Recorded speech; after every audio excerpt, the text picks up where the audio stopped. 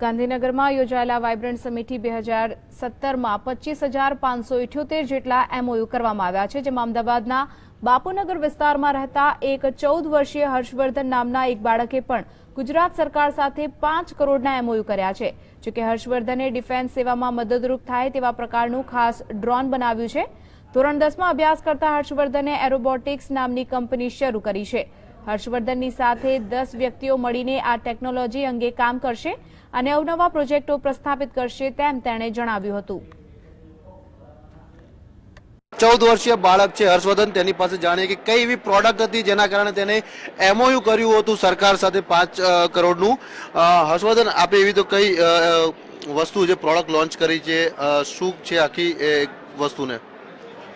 તો મેં એક કંપની સ્ટાર્ટઅપ કરી હતી જેનું નામ છે રોબોટિક્સ 7, અને મેં વિચાર્યું કે આપણે લેન્ડમાઇન્સના પ્રોબ્લેમ્સ અત્યારે બહુ જ વધારે છે, જેના દ્વારા આર્મીના ઘણા લોકો મૃત્યુ પામે છે, અને જેનાથી બચવા માટે એક ટ્રેડિશનલ સિમ્પલ વે છે જેની અંદર તે લોકો માઇન્ડ ડિટેક્ટરથી બધું ડિટેક્ટ કરે છે.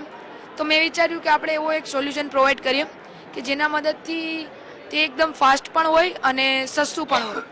તો એના માટે અમે એક ડ્રોન ડેવલપ કર્યું, જેની અંદર એવા ઓસિલેશન જનરેટર બનાવ્યું અમે, જે ઓસિલેશન વેવ્સ જનરેટ કરે 6 ફ્રીક્વન્સીમાં, અને તે કન્ટિન્યુઅસ ફ્રીક્વન્સી ઓસિલેશન્સ છોડતા રહે. અને જ્યારે લેન્ડમાઇનની ઉપર તે ઓસિલેશન વેવ્સ ફ્રીક્વન્સી દ્વારા આવી જાય અને 6 ફ્રીક્વન્સીમાંથી કોઈ પણ એક ફ્રીક્વન્સી તે અલગ ફ્રીક્વન્સી બનીને તેના બેન્ડ રેટ અને બાઉડ રેટના ચેન્જીસમાં લેન્ડમાઇનનો ચેન્જીસ આવી જાય તો આપણને એક્યુરેટલી આપણે કહી શકીએ છીએ કે આ લેન્ડમાઇન ડિટેક્ટ થઈ ગયું છે. ફાયદો રહે, એની સુરક્ષાને પણ ફાયદો થાય, એવું કયું આવિષ્કાર હવે આવનારા દિવસોમાં આપ બનાવશો? આપના દિમાગમાં શું એવો ગોલ કે શું એવો આઈડિયા છે? તો મેં ઘણું બધું વિચારી રાખ્યું છે આગળના કોન્સેપ્ટ દ્વારા આગળ આપણે શું કરી શકશું. તો આગળ અમે નાસા અને સ્પેસએક્સ સાથે પાર્ટનરશિપ કરવાના છીએ અને એક એવો પ્રોજેક્ટ બનાવવાના છીએ જે અત્યારે ડિસ્ક્લોઝ કરી શકાય એમ નથી, બટ એની અમારે એ પ્રોજેક્ટની અંદર 11 ઇન્ટરનેશનલ પેટન્ટ ફાઇલ થઈ શકે એવો પ્રોજેક્ટ છે, જેની અંદર અમે આગળ એને આવનારા ટૂંક સમયમાં થોડા મહિનાની અંદર અમે એને ડેવલપમેન્ટ સ્ટાર્ટ કરી દઈશું અને તમને 2017ના એન્ડિંગ પહેલાં એ પ્રોજેક્ટ જોવા મળી જશે.